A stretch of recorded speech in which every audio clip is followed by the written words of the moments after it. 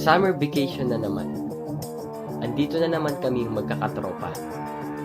Nakatambay sa tindahan ni Aling Tina. Mga walang perang pang computer games. Kaya eto, harutan, tawanan, may nag-vandalize. Diba, nag-addict pa. Dahil walang ibang mapaglibangan. Ayoko sanang sumama sa kanila at tumambay. Kaso, napilitan lang ako kasi boring sa bahay. Wala mga magulang ko. Ayun, nagtatrabaho. Wala talagang magawa mabuti ang mga. Pati yung matandang alin na naghahanap buhay, niloloko nila. Kawawa naman siya. Lola, okay ka lang po ba? Bayaran ko na lang po yung mga kinuha po nila. Magkano po ba? Sa awa ko, nag-offer ako na bayaran ko na lang ang mga ninakaw niyang mga paninda. Pero mas namangha ako sa kanyang sinabi. Hayaan na lang natin sila. Baka nagugutom lang, kaya di nila sila sadya gawin yun. Bumilib ako sa aking narinig. Humanga ako sa kanya at sa kanyang pusong mapagpatawad. Habang pinagmamasdan ko sila papalayo matapos ang pagnanakaw, sumagi sa aking isip ang mga salitang ito.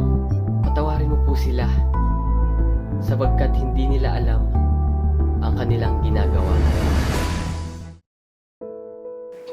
Ang tema po ng ating unang salita ng ating Panginoon Kristo ay forgiveness, pagpapatawad. Pero may mga tao pong ayaw maririnig yan. Forgiveness, minsan po nagsalita ako sa mga children na abuse, physically, sexually, mentally abused children, mga 12 anyos pababa po. In the course of my talk, binanggit ko yung forgiveness, pagpapatawad. Akalaan nyo, nagtitili sila, nagbagong itsura nila, pinagbabato ko ng eraser, ng lapis. Bigla akong tumakbo yung madre, Father, bakit anong sinabi mo? Sabi ko lang forgiveness. Naku, huwag mo munang banggitin yan, Father. Hindi sila prepared dyan. Kayo ho ba prepared?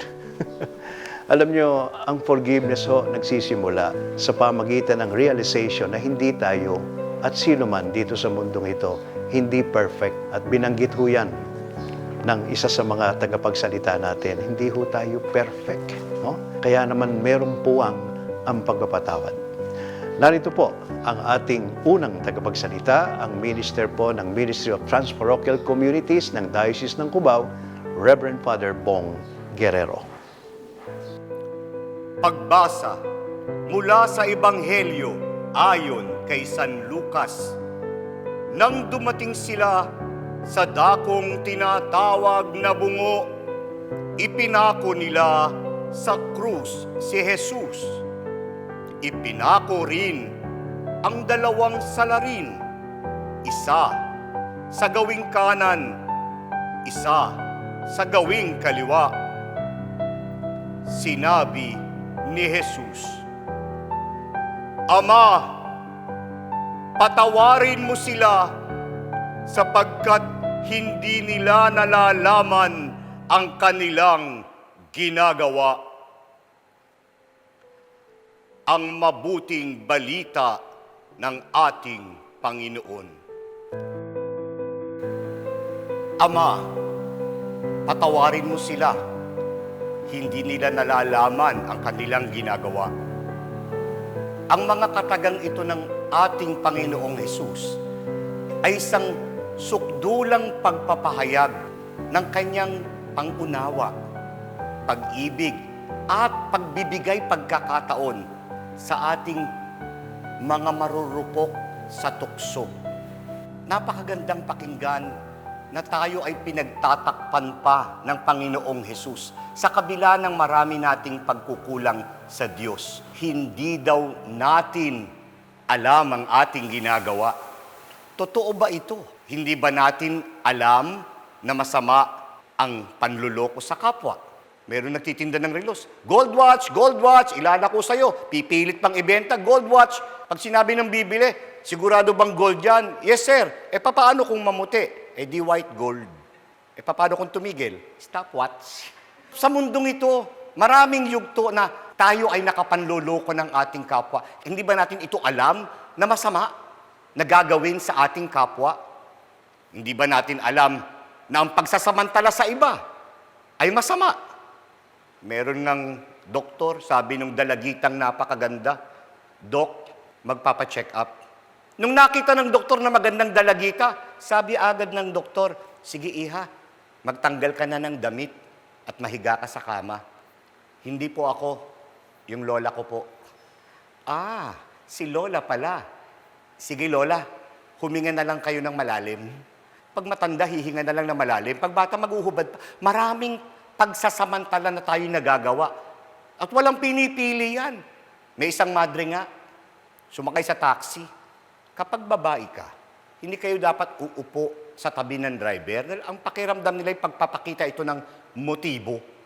At ito'y nagtutulak sa kanila para magsamantala. Umupo ang madre sa tabi ng driver. Kahit sinabi agad ng driver, Sister, mawalang galang lang po. Ano yun, anak? Sister, kasi ako po'y Katoliko at binata. At sister, may taning na po ang buhay ko. Ang pangarap ko lang po sana bago mawala sa mundo, ay makahalik ng madre.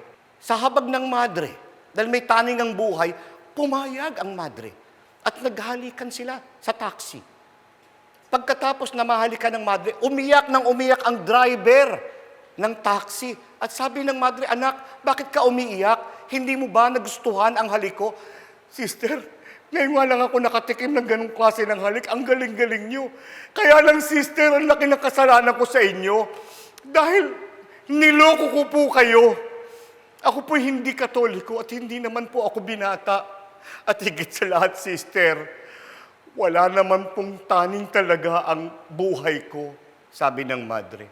Huwag ka na rin umiyak, anak. Hindi rin naman ako totoong madre.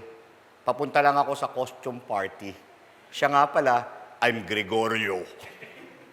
Maraming mapagsamantala sa lipunan, manluloko. Hindi ba natin alam na masama ang pagsasamantala? Marami tayong nagagawa na hindi tama sa ating buhay. Pagtataksil. Hindi ba natin alam na mali ang magtaksil? Pag sinabing taksil, ang iniisip ng marami, parang lalaki lang ang taksil. Hindi rin naman yan totoo. Wala bang mga babae na nagtataksil? Meron ang isang bata, sabi sa tatay niya, Daddy, meron akong nakitang magandang dalaga, si Ana, nakatira dyan sa tapat natin. Daddy, liligawan ko yun, ha? Sabi ng tatay, halika nga rito. Bakit, Daddy? Hindi mo pwedeng ligawan si Ana. Bakit po? Huwag kang maingay sa mami mo, ha? Anak ko din si Ana. Magkapatid kayo. Isang konkretong pakita ng kataksilan.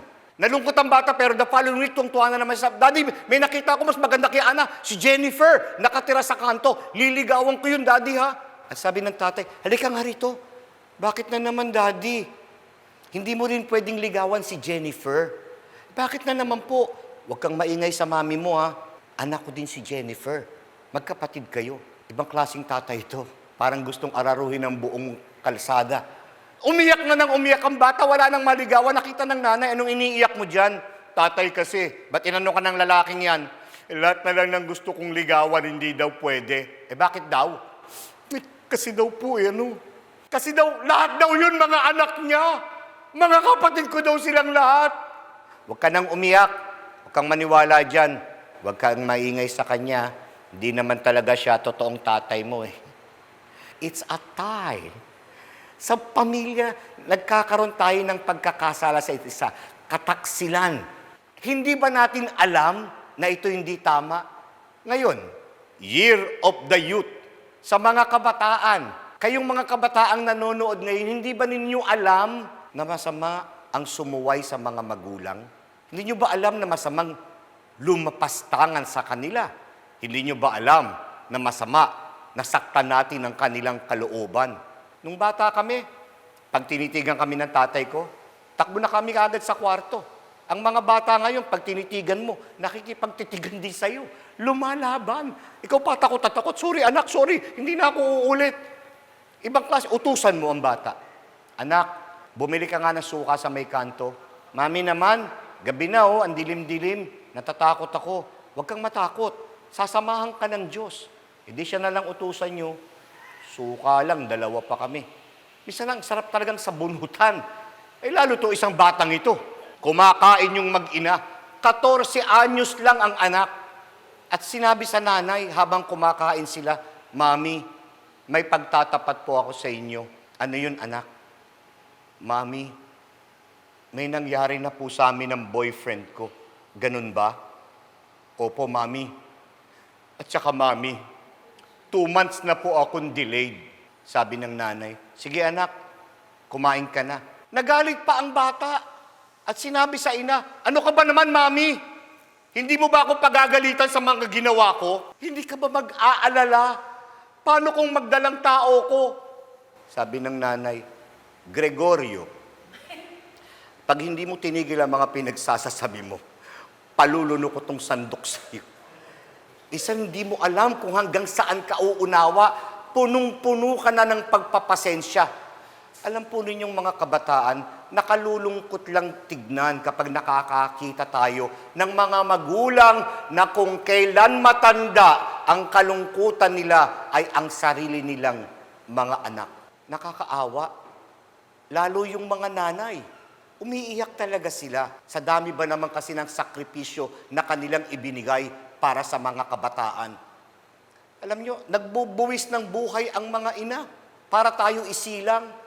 Kaya nga sinasabi sa ating lagi, wala tayong mabibigay sa ating mga ina na matutumbasan yung binigay niya sa atin. Papaano ninyong babayaran ang inyong buhay? Pag matanda na, babastusin mo lang. Lalapastanganin mo. Alam niyo sa buhay, hindi balik kasing bastusin kayo ng kapitbahay niyo. Huwag niyong ikagagalit yan. Normal lang yan. Kaya kayo may kapitbahay para mabastos kayo paminsan-minsan. Yun ang kanilang layunin sa mundo. Mang-asar lang ng kapitbahay. Niloko ka ng iyong best friend. Inagawan ka pa ng boyfriend. Huwag kayong magalit. That's normal. What are friends for? Ang tawag dyan, sharing of resources. What is yours is mine. Chinismis sa opisina. Yung iba sa inyo, halos mamatay sa galit. Chinismis kasi ng ibang tao. Ibang tao nga yun. Anong aasahan natin sa ibang tao? Pero pag nilalapastangan na tayo at nilolokot sinasaktan ng sarili nating anak, hindi na po yan normal. Napakasakit niyan sa mga magulang. Sapagkat sa mga magulang, simple na lang naman ang pangarap sa mga panahon ng kanilang katandaan. Wala nang masyadong halaga sa kanila ang mga material na bagay. Ang pangarap ng magulang pag matanda na, mahalin sana sila ng minahal nila ng husto. Kahit papaano, alagaan sila ng mga inalagaan nila noong mga bata pa. Marami tayong mga nagawang pagkukulang sa ating buhay. Subalit, napakaganda ng mga kataga na sinasambit ni Jesus sa unang salita sa kanyang 7 huling wika. Nang sinabi niya, Father, forgive them.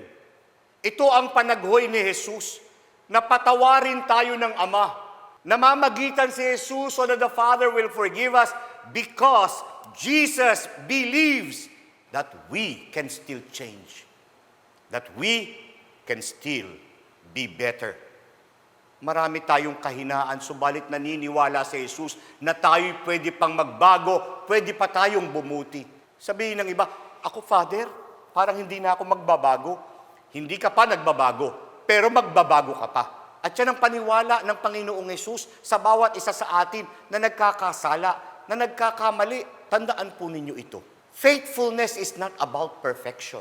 Kung ang mga tapat sa Diyos ay ang mga taong hindi nagkakasala, wala na hong tapat dahil lahat tayo ay nagkakasala. Nagmimisa nga ako sa bilibid. Sinasabi ko sa mga bilanggo, kapag ako'y naroroon, mga minamahal kong kapatid, kay Kristong nakabilanggo, huwag nyo kaming kainggitan, kaming mga nasa laya, dahil pare-pareho lang naman tayo, pare-pareho lang tayong may kasalanan, pare-pareho tayong makasalanan, isa lang ang pagkakaiba, kayo nagpahuli. Yun lang naman talaga sa totoo. Sabihin ko nga, kahit mukhang mabait yung katabi ninyo ngayon, may tinatago ring sikreto yan.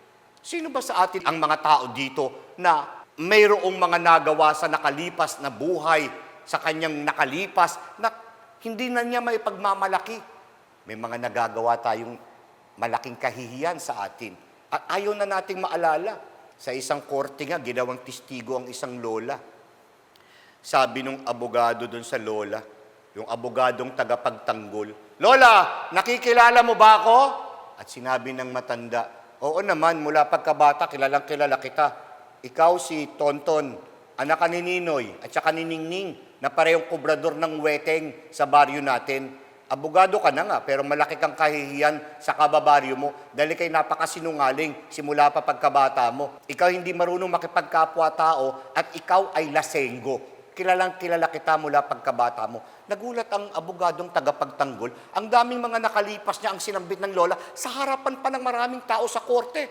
Sabi na lang niya, yung abogado pong taga-usig, "Lola, kakilala ninyo? Si Pekto. Kilalang kilala ko yan, mula pagkabata din. Magkababata kayo niyan. Abogado na rin yan ngayon, pero mas malaking kahihiyan yan kaysa sa'yo. Dahil higit pa sa pagiging mukhang pera, sinungaling din yan katulad mo. Lasenggo, at higit sa lahat, babaero yan. 3 nga ang naging babae niya. At isa sa kanila, yung asawa mo. Nagsuntukan ng 2 abogado at nagkabistuhan ng mga sikretong tinatago. Nagsuntukan, naggalit ang judge. Hinampas ang lamesa. "Lumapit kayong 2 abogado rito." Sabi nun judge sa 2 abogado, "Huwag niyong itatanong kay Lola kung kilala ko, ha. Ipapabitay ko kayo pareho." Sa buhay, may mga nagawa tayo sa nakalipas na hindi maganda, na hindi na natin may pagmamalaki, na hindi natin gustong maalala. Pero tandaan po ninyo ito. Faithfulness is not about perfection. It is about constancy in trying to get up every time we fall. Faithfulness is about finding healing when we are wounded. Faithfulness is about finding your way back when you got lost. And faithfulness is about asking for forgiveness when we have committed a mistake. Sa totoo lang, ang alam ko, hindi lang naman binibilang ng Diyos kung ilang beses po tayong nadadapa. Ang binibilang nun, ilang beses tayong nagsisikap makabangon. Ang totoong kasalanan para sa akin at napakalaking pagkakasala, yung hindi kayo babangon pag natumba kayo. Pag hindi ninyo hinanap ang lunas kapag sugatan ka na. Kapag hindi ninyo hinahanap ang daan para makabalik sa Ama kapag naliligaw kayo. At kapag hindi kayo marunong humingi ng paumanhin kapag kayo ay nagkakamali. Isang napakagandang pahayag ni Jesus. Patawarin mo sila. Jesus expresses to the Father, asking the Father to give us chances in life. Ito naman ang napakagandang mensahe ng pag-ibig ng Diyos. Father, minsan nagsasawa po ako sa sarili ko. Huwag kayong magsasawa sa inyong sarili. Dahil maraming ibang tao, sawang-sawa na sa inyo. Pati kayo nakikisawa pa sa kanila. You must learn to make yourself your best friend, not your worst enemy. Kahit durog-durog ng ating pagkatao, samahan mo yan, makababangon ka pa. Paulit-ulit lang kasi ko, Father. At sino ho ba ang hindi paulit-ulit sa atin? May mangungumpisal nga ngayon, ako po'y nagsinungaling. Sunod na Sabado, babalik, ako po'y nagsinungaling. Sunod na Sabado, babalik yun, ako po'y nagsinungaling. Kaya sunod na Sabado, malayo pa lang, sabi ng pare, eto na naman ang sinungaling. Sino ho ba ang hindi paulit-ulit sa atin? Tandaan po ninyo, ang kasalanan ginagawa natin ng pagkabata hanggang pagtanda, yan lang po ang uulit-ulitin natin. Huwag kayong magsasawa sa inyong sarili. At huwag kayong mapapagod. Sa kabila ng ating mga pagkukulang, sa dami ng ating atraso sa Diyos, ito ang sigurado ko, hindi natutuwa ang Diyos sa atin. Pero ito rin sigurado ko, kahit marami tayong atraso, kahit hindi siya natutuwa sa atin, mahal pa din tayo ng Diyos. God is not pleased with us, but He loves us just the same. Tandaan po ninyo ito. Never give up on yourself, because God will never give up on you. Tumigil po tayo sandali para sa isang panalangin. Iyuko natin ang ating ulo at tayo magnilay sa unang salita ng pangunawa ng Panginoong Hesus sa ating lahat, na sa kabila ng ating mga pagkakamali, pinagtatakpan pa niya tayo. Hindi daw natin alam ang ating ginagawa. Sa ating puso, Lord, alam ko po ang aking ginagawa. Alam ko po ako'y nakasasakit ng kalooban ng marami. Lalong-lalo na ang aking mga mahal sa buhay. Binigay mo sa akin ang mga pahayag mo ngayon upang papatatagin ang aking kalooban sa harap ng mga pagsubok. Alam mo, Panginoon, na may mga sandali dahil sa aking patuloy na pagkakamali, pinanghihinaan din ako ng loob. Kung kaya't ang iyong mga salita ng pagbibigay pagkakataon that you ask your Father to give us chances. Naniniwala ka kasi na magbabago pa ako. Tulungan mo ako, Panginoong, maging matatag, na sa harap ng maraming pagsubok at tukso, manatili ako sa aking pagmamahal, pananalig at pagtitiwala sa iyo.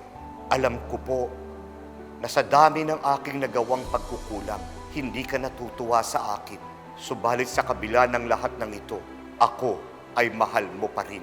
Salamat, Panginoon, sa dakila mong pagmamahal na iyong ipinahayag ng iyong ialay ang iyong sarili sa krus, kung saan mo ipinahayag, kung saan mo hiniling sa Ama na patawarin niya ako sa aking pagkukulang kahit na alam ko ang aking ginagawa.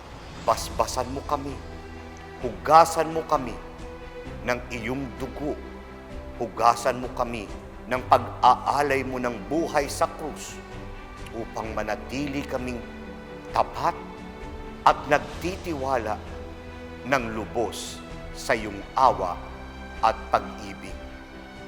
Mula ngayon, Lord, I will never give up on myself because I know you will never give up on me. Amen.